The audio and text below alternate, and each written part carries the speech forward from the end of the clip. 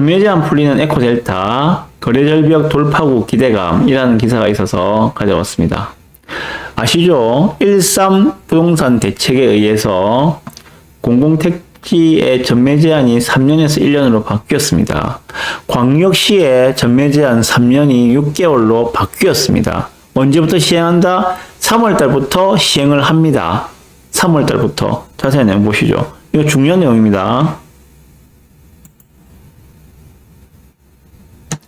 정부가 올 초 공공택지에서 분양한 아파트의 전매 제한 기간을 3년에서 1년으로 완화하기로 하면서 강서구 에코델타 시티의 아파트 분양권 전매가 이르면 3월부터 가능해진다.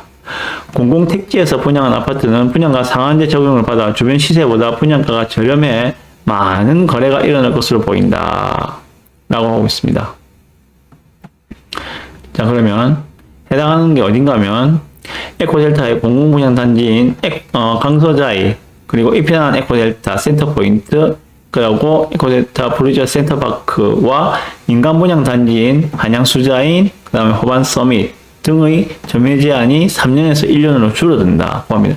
이게 언제부터 시작이 되는가 하면은 국토교통부가 극심한 주택시장 침체를 막기 위해 이것이 결정했는데, 부산의 경우 공공택지와 규제지역은 1년, 전매 제한이 1년이요. 이전은 3년이었는데, 그 나머지 지역은 6개월로 전매 기간이 줄어든다. 언제부터? 국토부는 3월에 주택법 시행령을 개정해서 전매 제한 완화 규정을 소급 적용한다. 3월 달에 국토부에서 시행령을 개정해서 공포를 하면은 바로 시작이 된다는 겁니다.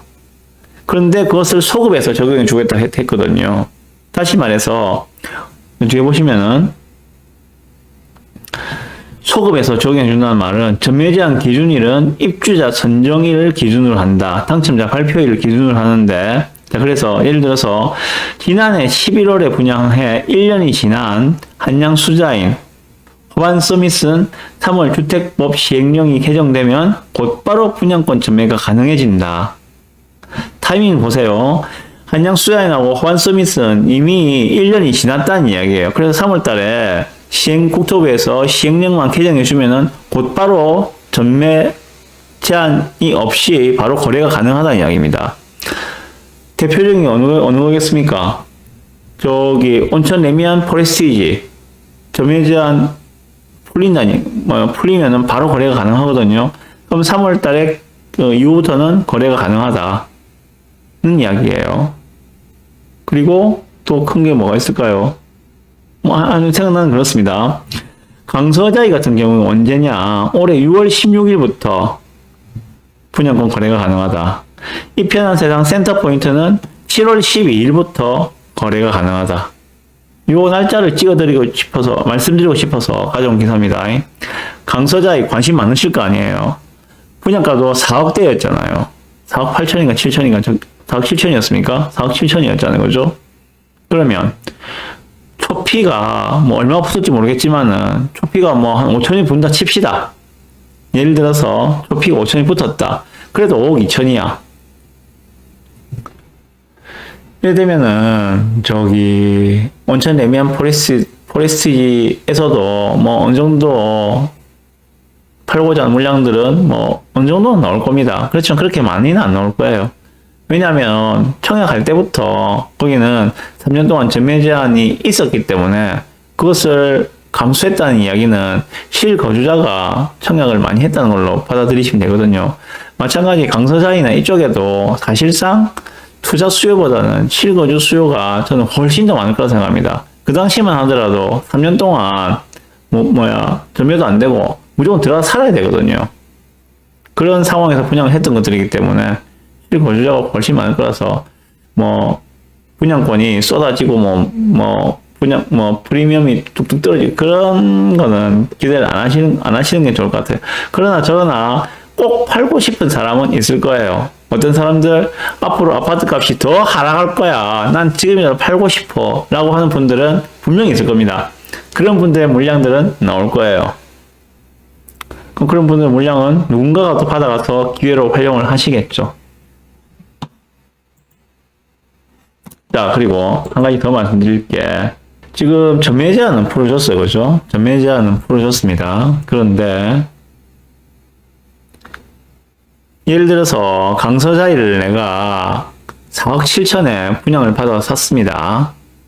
그래서 프리미엄을 갖다가 나중에 그러면 뭐 나는 5천만 원을 받고 싶어. 프리미엄 5천만 원이면 얼마입니까? 그러면 5억 2천이죠. 그죠? 5억 2천에 팔아요. 그럼 내가 5천만 원을 받았죠. 그죠? 그런데 양도세를 내야 됩니다. 분양권 전매에 따른 양도세.